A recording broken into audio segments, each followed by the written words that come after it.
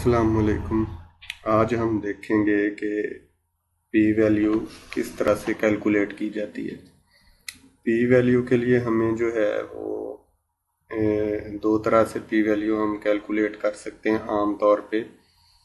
एक तो आपके पास अगर क्वालिटेटिव डाटा हो तो आप जो है काई स्क्वायर टेस्ट के ज़रिए कैलकुलेट कर सकते हैं, और अगर आपके पास क्वांटिटेटिव डाटा हो तो आप independent sample student T test से आप जो है ना वो इसको कैलकुलेट कर सकते हैं। अच्छा, एसपीएसएस में कैलकुलेट करने का तरीका बहुत आसान है। आप जो है वो आपके पास फ़र्ज़ किया डाटा शीट है और उसमें डाटा एंटर है, तो ये डाटा व्यू में भी आपके वेरिएबल्स में डाटा एंटर है और इस तरह से आपके पास डाटा शीट है। को ज़रा मैग्नीफाई करके देख लेते हैं कि हम ऊपर जो ये यहाँ पे इसकी बार है सबसे ऊपर वाली, उसमें एनालाइज वाला जो टैब है उसे क्लिक करेंगे। डिस्क्रिप्टिव स्टैटिस्टिक्स में जाएंगे। अगर हमारे पास दोनों जो है वो क्वालिटेटिव डाटा हो, मतलब कि आपने परसेंटेज मीन फ्रीक्वेंसी परसेंटेज वाले डाटा की जो है वो पी वैल्यू कैलकुलेट करनी हो, तो आप क्रॉस टैब्स वाला बटन जो है ना वहाँ से डिस्क्रिप्टिव स्टैट्स में जाएंगे और क्रॉस टैब वाला बटन दबाएंगे। क्रॉस टैब में फ़र्ज़ किया ये आपने जो है वो ड्रॉप आई को जेंडर के साथ कंपेयर करना है। तो ये वेरिएबल्स की लिस्ट होती है लेफ़्ट हैंड साइड पे। यहाँ पे आप जेंडर को करेंगे और इसको आप रोज़ में क्लिक कर लेंगे। अगर आप इसको कॉलम्स में भी रखना चाहें तो फिर वो ड्रॉप आई के साथ हो जाएगा, और ये ड्रॉप आई का फ़र्ज़ किया वेरिएबल है, तो हम ड्रॉप आई के साथ इसको ड्रॉप आई को कॉलम में रख लेते हैं। ठीक है, तो ये पहले जाएंगे स्टैटिस्टिक्स में। यहाँ पे काई स्क्वायर को समटाइम्स अनक्लिक होता है, इसको क्लिक करेंगे और ये कंटिन्यू का बटन हम प्रेस करेंगे तो फिर उसी विंडो में आपके पास ऑप्शंस आ जाती हैं। तो आप जब ओके करेंगे तो ये आपको 2 से 3 टेबल्स जो है ना वो देगा। इसको आप थोड़ा सा नीचे स्क्रॉल करेंगे तो आपको पता चल जाएगा कि इसने बहुत सारी चीज़ों के साथ साथ ये पी वैल्यू जो है ना, जहाँ पे ये सिग्निफिकेंट इसने एग्जैक्ट सिग्निफिकेंट 2 साइडेड इसकी 0.193 है, इनसिग्निफिकेंट रिजल्ट है। इस तरह से 1 साइडेड में इसका 0.103 है। फॉर इंस्टेंस आप जो है वो ये आपको मतलब कि आप काफ़ी सारे वेरिएबल्स का इकट्ठा जो है वो कैलकुलेट करना चाहते हैं, तो हम दोबारा एनालाइज वाले बटन को प्रेस करेंगे और डिस्क्रिप्टिव स्टैटिस्टिक्स में जाएंगे, क्रॉस टैब्स में जाएंगे, तो हम देखेंगे कि जेंडर तो हमारा पहले ही एंटर है। हम बाकी क्वालिटेटिव वेरिएबल्स जैसे मैरिटल स्टेटस हो गया फ़र्ज़ किया और ईसीजी हो गया को भी सेलेक्ट करके ये इस एरो से इसी के अंदर ले जाएंगे।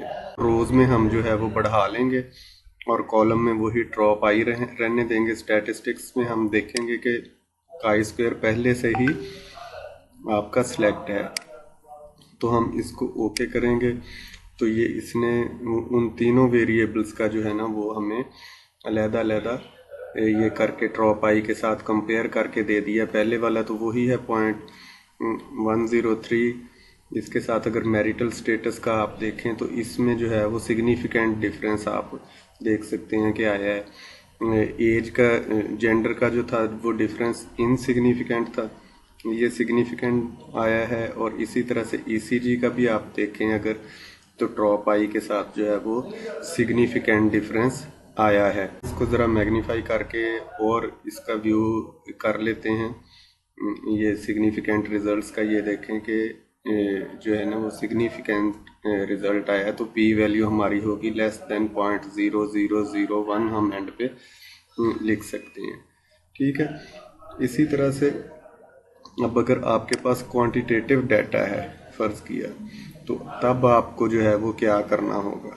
ठीक है, क्वांटिटेटिव डाटा में भी आपने कोई ऐसा वेरिएबल लेना होता है जितने इस केस में हैं और कितने दूसरे केस में है। उसके लिए हमें इंडिपेंडेंट स्टूडेंट टी टेस्ट लगाने की ज़रूरत होती है। तो इसी तरह से हम एनालाइज में जाएंगे और एनालाइज में जाके कंपेयर मीन्स में कंपेयर मीन्स में ये देखें SPSS में डिफरेंट ऑप्शंस हैं। इसमें हम इंडिपेंडेंट टी टेस्ट को चूज कर लेते हैं कि हम एज को जो है वो करना चाहते हैं ड्रॉप आई के साथ। ठीक है ना, इसको हम रीसेट कर लेते हैं। तो हम जो है वो एज को करना चाहते हैं या सिस्टोलिक और डायस्टोलिक ब्लड प्रेशर को, सैचुरेशन को और ब्लड शुगर लेवल एटसेट्रा को हम जो है वो ड्रॉप आई के साथ कंपेयर करना चाहते हैं। तो हम इन सब को टेस्ट वेरिएबल में ले जाएंगे। अब ग्रुपिंग वेरिएबल में हम चूंकि इसको ड्रॉप आई के साथ कंपेयर कर रहे हैं तो इसलिए हमें ये ग्रुपिंग में ड्रॉप आई को लेके जाना पड़ेगा। जब हम ड्रॉप आई को इसमें लेके जाएंगे जहाँ पे हमने ड्रॉप आई को डाला है, ये 2 क्वेश्चन मार्क्स हैं।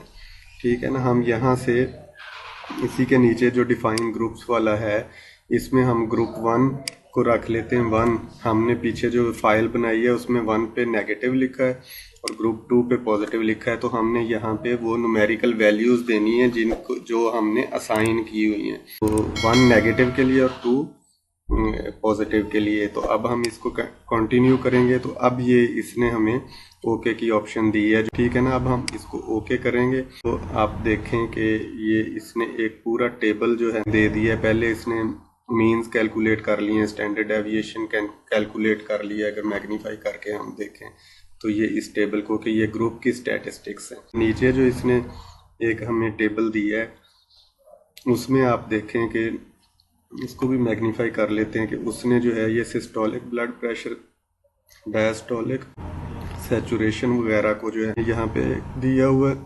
और ये जहाँ पे SIG ये सिग्निफिकेंस लिखा हुआ है इसमें आप देखें कि ये जो है इसमें इन्होंने डिफरेंट वैल्यूज दी हुई हैं। जैसे 0.699 ये इनसिग्निफिकेंट होगा, 0.023 ये सिग्निफिकेंट होगा क्योंकि हमारा लेस देन 0.05 होता है तो ये इससे छोटा है। इसी तरह से 0.174 भी इनसिग्निफिकेंट है, जबकि 0.000 आखिर में हम 1 लिख सकते हैं, ये सिग्निफिकेंट है। इसी तरह से अगर हम 2 टेल्ड की तरफ चले जाएं कि 2 टेल्ड इसकी सिग्निफिकेंस क्या है, उसमें ये देखें कि ये सारे के सारे जो हैं वो रिजल्ट्स सिग्निफिकेंट आ रहे हैं। हम अपने रिजल्ट्स जो है ना वो उनको टेबल्स में फिर ऐड अप कर लेते हैं यहाँ से कैलकुलेट करके। तो ये बहुत आसान तरीका है SPSS से P वैल्यूज़ कैलकुलेट करने का। तो होप आपको ये वीडियो पसंद आई होगी। आइंदा भी आप जो है वो इस तरह की वीडियोस देखने के लिए चैनल के साथ इन टच रहें। बहुत शुक्रिया। CS बाय सैम को सब्सक्राइब ज़रूर कर दीजिएगा। अल्लाह हाफिज़।